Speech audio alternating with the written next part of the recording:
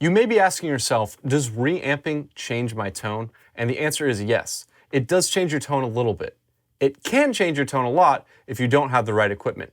But let's listen to the difference of a guitar being plugged straight into an amp versus the same riff being reamped.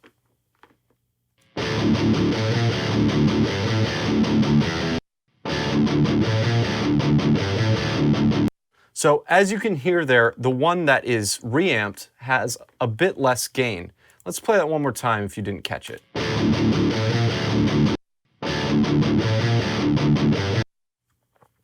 So the first one that you were hearing is the one that's plugged straight into the amp. It has a lot more gain. So what do you do in this situation?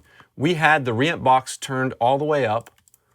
Our reamp output is turned to 0. If you turn it past 0, you could end up clipping on the output of your interface or your converters, which is not a good thing.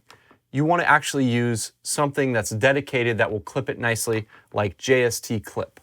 And let's just listen to the DI without it right now. And then we'll turn this on.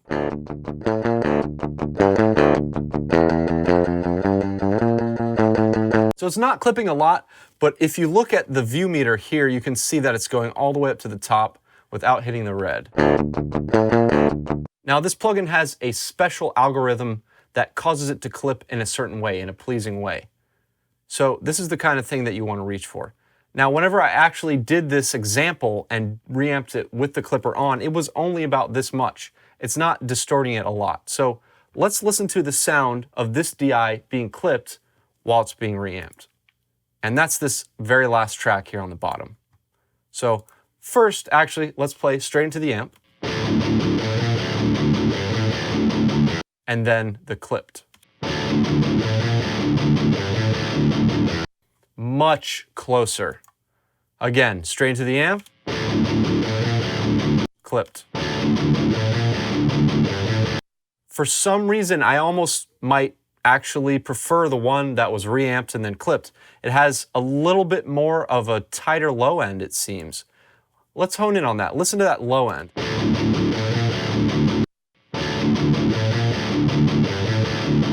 And if you still wanted it more distorted than that, you could clip it a little bit more, but I'm pretty pleased with that result. And one thing that I want to mention about clipping is that works for high gain stuff. It doesn't work the same way with clean. So I did a little experiment and I did the same setting with JST clip on a clean track. So this is what it sounds like going straight into the amp. And then just reamped without JST clip. Much quieter. You can see the difference clearly. You can hear the difference. And then with clip,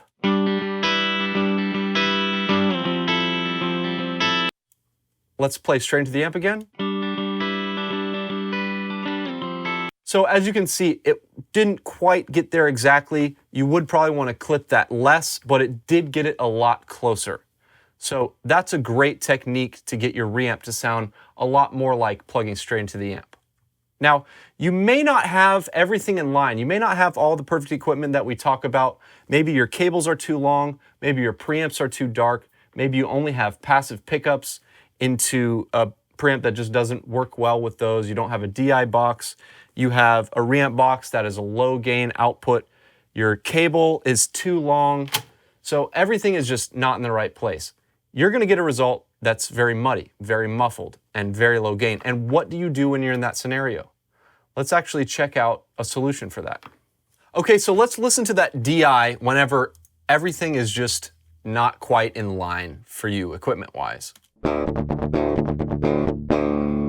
So that's a pretty muffled sounding DI, and that's because it's a passive guitar into a preamp, the Chandlers actually, which don't work very well with a passive guitar unless you're using a DI box. And when that's reamped with too much cable and a very low output reamp box, you get this result. Maybe you don't think that sounds so bad, but when we plug straight into the amp with the same guitar and same cable that went to the preamp, it sounds like this.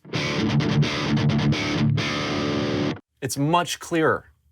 So you know right away that there's something wrong with the DI that's getting to the amp when it's being reamped. Let's play that one more time, back to back. I just wish that we had that clarity. And you know what? There is a solution for this. There's a workaround. All right, so this may get a little complicated. It's a little avant-garde, but pay close attention and you will be able to do this and look like an absolute mad scientist whenever you show your clients. So the first thing you want to do is grab the guitar that you're using. It has to be the one that you're using. If it's a passive guitar like this one, which has single coil pickups, it's going to sound a lot different than one with active pickups.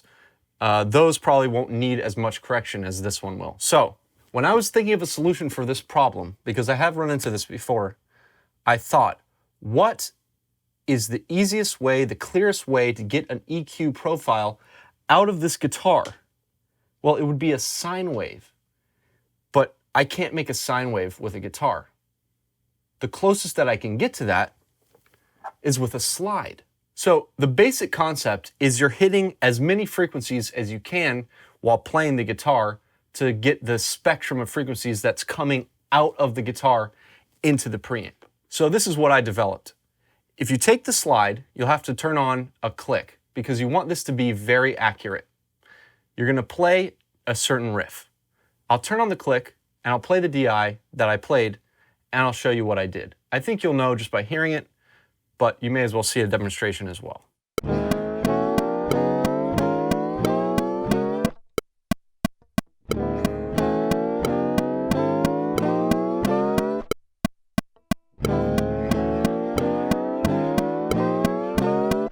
I know that sounds a little bit weird, but hold on, we're going to show why that works. Now, this is the way I played it. I just start at the nut and turn on the metronome, make sure it's very consistent, and make sure you don't stop on any frequencies, don't stop on any notes. It's important that you continuously move. So it's basically just this movement up to the 12th fret. And make sure that you stop it so you're not ringing out on that last fret. So you just do that a few times because there will be some inconsistencies. Say you don't hit some low notes whenever you first do the first one. It's nice to have a few to choose from. So you want to do that same thing straight into the amp, but you can't be on the distorted channel. And why?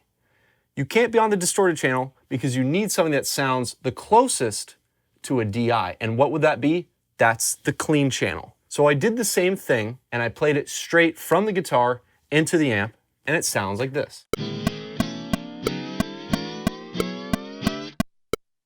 You get the picture. Now, what you want to do is take the DI that you initially recorded and reamp with it. Now, the reamp is going to be more muffled than what it sounded like when it went to the amp because we have a problem with our DI. And this is what it sounded like when I reamped with that DI that I recorded. Let's compare it to going straight into the amp. That's a lot brighter. Reamp, muffled, straight in, very clear. So what we need to do is find the difference in EQ between the reamp version and the one straight into the amp. And that EQ curve, whatever that may be, is the difference that our DI needs to sound correct when it's going into the amp. So what I'm about to do is called EQ matching. And what I like to use the best for EQ matching is Ozone 5. It's very accurate and it allows you to save a bunch of profiles. It doesn't mess up on you later. You can open old sessions and the EQ profiles will be right there. You can also save them as separate files and store them somewhere else if you want. So let's start by capturing the sound that we want it to sound like, which is straight into the amp. So let's load this plugin on this channel, hit Start Capture, and then hit play and let all three play.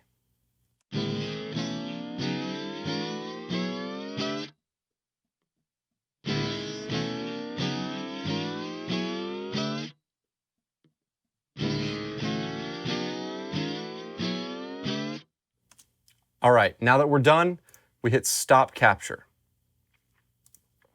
And what we have there is our reference. So I'll name that reference just so nothing gets confused.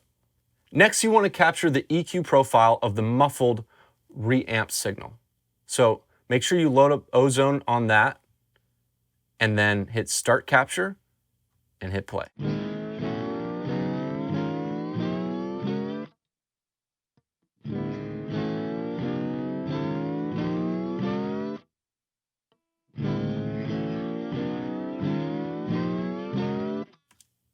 All right, now hit stop. So what we see here are two EQ profiles. The yellow one is the yellow track, and I color-coded it so it'll be easy for everyone. And that's the muffled one. And you can see the frequency response at the high end around from 2000 and up is just dropping lower than the purple one, which is our reference track. It's the track that we want everything to sound like. So the difference between these two EQ curves is the EQ that we want to put on our DI. And the way that we get that is by EQ matching. So right here, if you look carefully, the reference one is purple. So we want that selected. And then we want to apply that EQ to our target, which is the yellow one. It's the one that we want to change. Then you click on match, amount can go, and you can see the red line shows the difference in EQ. So I want that all the way to 100 because I want it to be as close as I possibly can. And this smooths here, whenever I turn it all the way down, you see how jagged it is. That jaggedness is just the difference in like very small differences in the actual playing. So we don't need all those teeny tiny details there. You can just turn that up a little bit. We just want the general EQ curve. So we have it very, very high up, starting at 1000 and up. It gets so muffled that it needs to compensate by, it looks like, over 15 dB. Well, it sounded muffled, so that makes sense. We're doing it right. We're on the right track. So what we want to do with this EQ is apply it to the DI. So let's drag that up to the DI. So now our DI is EQ'd. I'll bypass the plugin and we'll listen to the DI as it was originally. And now we'll turn it on. Very clear, so much clearer. So now when we reamp with that EQ on the DI track is going to be so much clearer when it goes into the amplifier. And that is exactly what we want. It sounds just like when you plug the guitar into the amp. And now let's reamp the DI with the EQ turned on.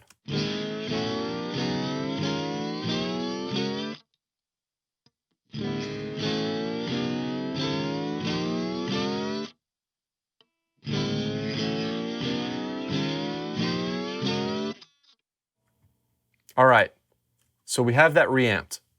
Let's listen to the original one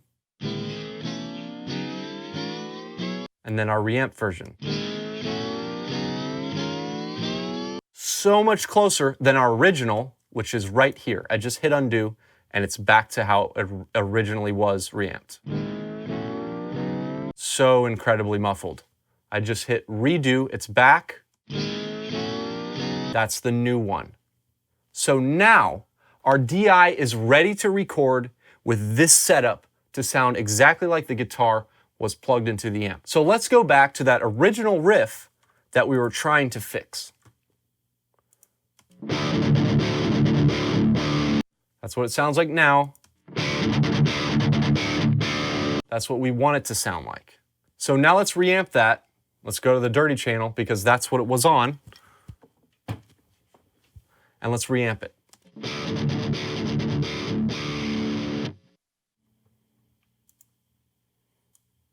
Let's turn that up. There we go. So let's listen to that. And let's listen to what we wanted it to sound like. Very close. So much closer than when we started. Let's listen one more time.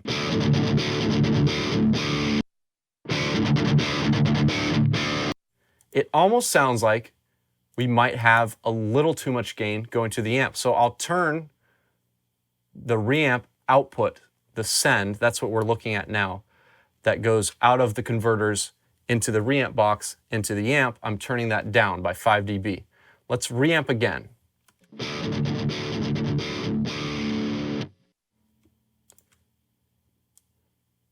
Let's listen to that. And listen to our desired result. Well, that is very close. While it's not the same, this is a workaround. If you're in a situation that you can't really get out of, but you do have some plugins that can help you out, you can really change your tone and you can really get a lot closer to how it sounds when you plug straight into the amp.